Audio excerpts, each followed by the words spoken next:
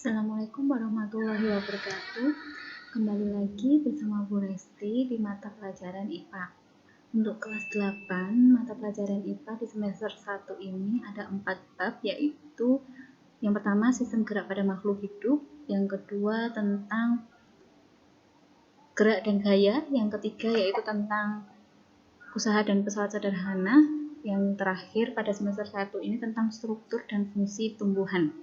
Baik, yang kita bahas pada hari ini itu tentang sistem gerak pada makhluk hidup. Di mana sistem gerak pada makhluk hidup nanti kita akan mempelajari ada 3 subbab. Yang pertama, gerak pada tumbuhan. Yang kedua, gerak pada manusia. Yang ketiga adalah gerak pada hewan. Untuk gerak pada tumbuhan kita sudah bahas pada pertemuan sebelumnya. Di sini Bu Resti akan menjelaskan subbab yang kedua, yaitu sistem gerak pada manusia. Kalian bisa perhatikan pada layar yang Ibu tampilkan. Gerak pada manusia itu berkaitan erat dengan seluruh tubuh manusia yang ada di dalamnya seperti tulang, otot, dan sendi. Nah, pada bahasan ini kita akan membahas sistem gerak pada manusia, yaitu tulang, otot, dan sendi.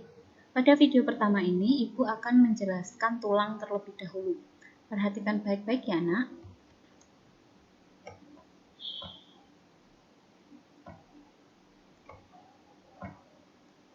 Sebelum kita masuk ke tulang, Ibu ingin mendefinisikan gerak itu apa. Gerak itu merupakan salah satu ciri makhluk hidup di mana seseorang dapat dikatakan bergerak apabila posisinya berubah. Kedudukannya itu berubah dari titik awal ke titik akhir.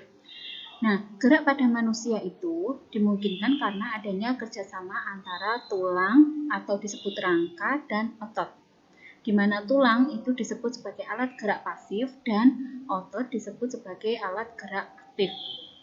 Jadi, manusia dapat bergerak atau dapat berdiri dengan tegak itu karena mempunyai rangka. Nah, rangka tubuh pada manusia itu tersusun atas tulang yang beraneka bentuk yang saling berhubungan.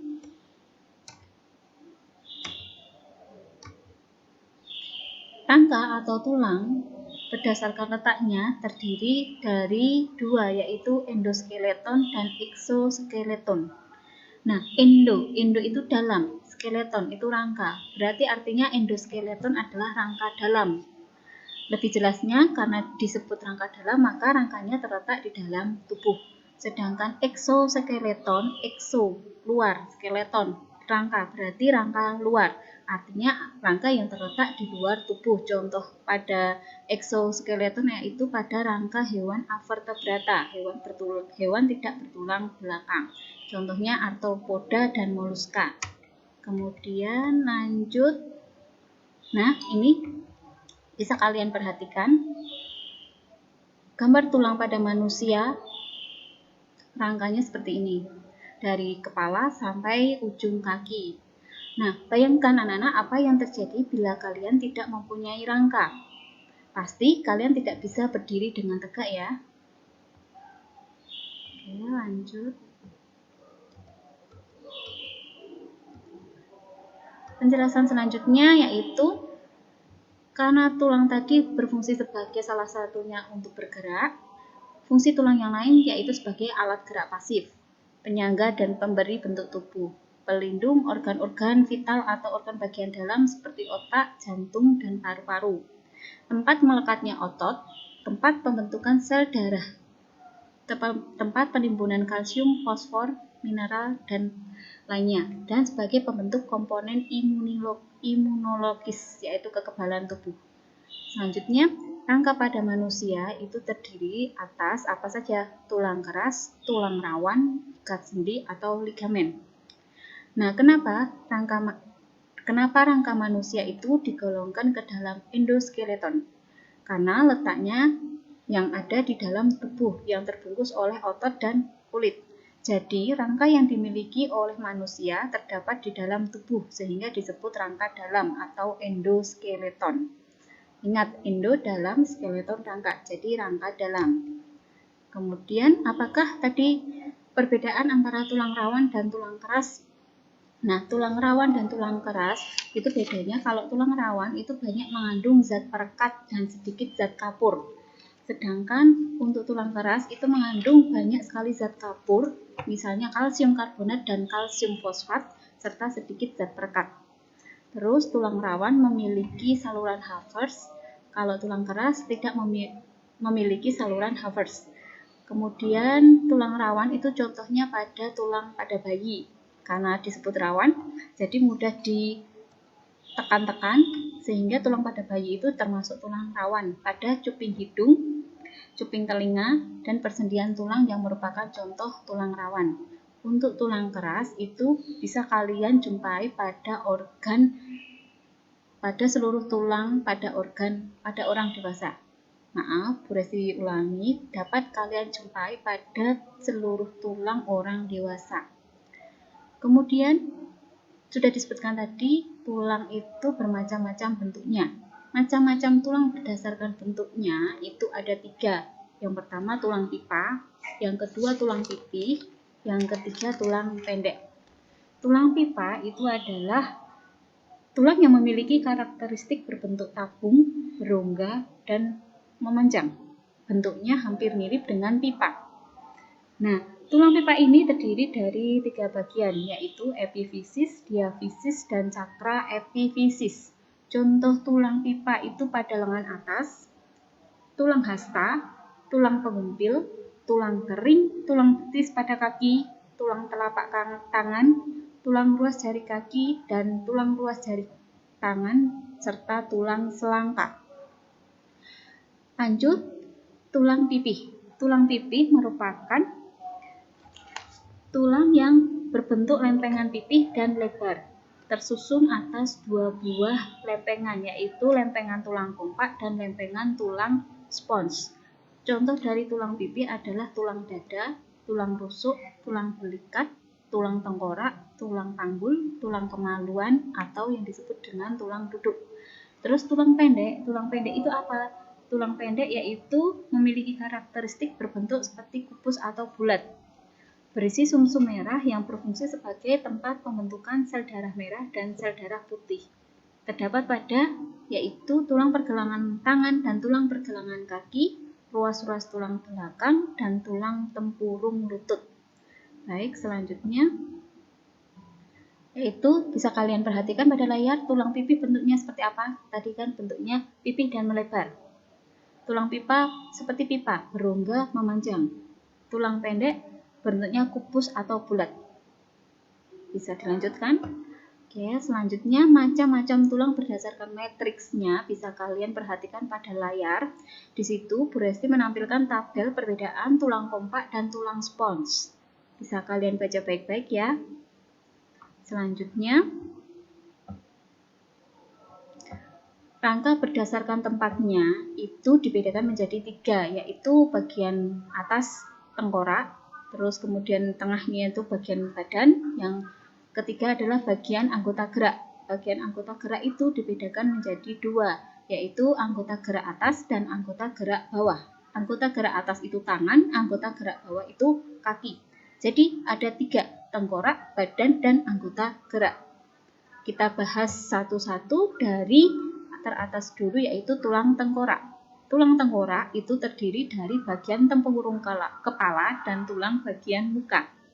Berfungsi melindungi otak, alat pendengaran, dan muka. Jadi ini tulang bagian muka dan ini tulang bagian tempurung kepala. Tulang-tulang tengkorak ini berbentuk pipih.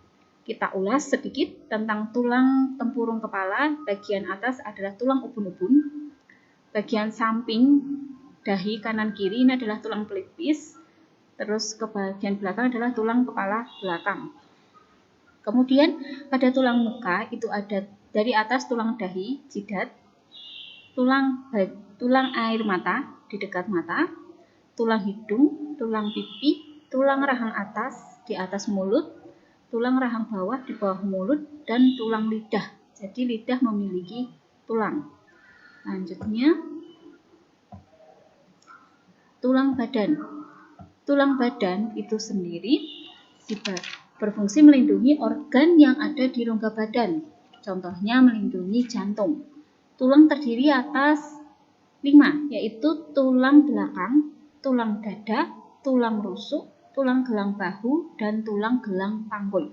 Coba perhatikan yang ditunjuk oleh Bu Resti ini adalah tulang badan dari tulang belakang, tulang dada, tulang rusuk, tulang gelang bahu, tulang gelang panggul. Nah, di sebelah kanannya ini ada contoh dari gambar, ilustrasi gambar dari tulang rusuk dan tulang dada. Nih, yang ada di tengah ini adalah tulang dada. Tulang dada dibagi menjadi 3, tulang bulu, di tengahnya adalah tulang badan, yang seperti pedang ini namanya tulang pedang-pedangan. Paham? Kemudian tulang rusuk itu dibagi menjadi 3, 7 pasang dari atas ke bawah, ini adalah tulang rusuk sejati. 3 pasang setelah tulang rusuk sejati itu namanya tulang rusuk palsu. Dan bawah sendiri yang tidak menyatu dengan tulang rusuk yang lainnya, yang bentuknya melayang, ini disebut tulang rusuk melayang. Paham ya anak-anak? Lanjut. Tulang gelang bahu itu terdiri dari 2, yaitu tulang selangka dan tulang belikat. Selangka yang ada di depan, belikat yang ada di belakang. Ini adalah gambar tampak depan, ini adalah gambar tampak belakang. Tulang selangka di depan, tulang belikat di belakang.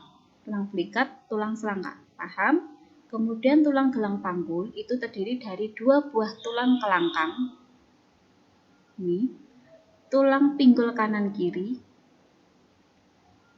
tulang duduk, dan tulang kemaluan. Lanjut. Tulang anggota gerak berfungsi untuk menggerakkan tubuh. Tulang gerak terdiri atas tulang anggota gerak atas atau tangan dan tulang anggota gerak bawah atau kaki. Kita ulas satu-satu. Yang tulang anggota gerak atas dimulai dari tulang lengan atas, kemudian tulang pengumpil. Tulang pengumpil ini sejajar dengan jempol. Terus tulang hasta sejajar dengan jari kelingking. Jadi tulang yang sejajar atau lurus dengan jempol itu namanya tulang pengumpil, dan tulang yang lurus dengan jari kelingking itu adalah tulang hasta. Kemudian tulang pergelangan tangan, tulang jari tangan, ada tulang telapak tangan. Kemudian anggota gerak bawah itu dimulai dari atas adalah tulang paha, tulang tempurung lutut, tulang betis itu ada di bagian belakang, tulang kering di bagian depan, tulang pergelangan kaki, tulang jari kaki, dan tulang telapak kaki. Di sini, di bawah ya. Nah, tulang itu disebut sebagai alat gerak pasif karena tulang tidak mungkin bergerak tanpa adanya penggerak, yaitu otot. Proses pembentukan tulang itu dari tulang rawan menjadi tulang keras disebut proses osifikasi yang dimulai sejak bayi yang masih di dalam kandungan. Tulang bisa tumbuh membesar dan memanjang. Tempat memanjangnya tulang ada pada daerah pertumbuhan, yaitu daerah dekat ujung-ujung tulang yang disebut cakra epifisis.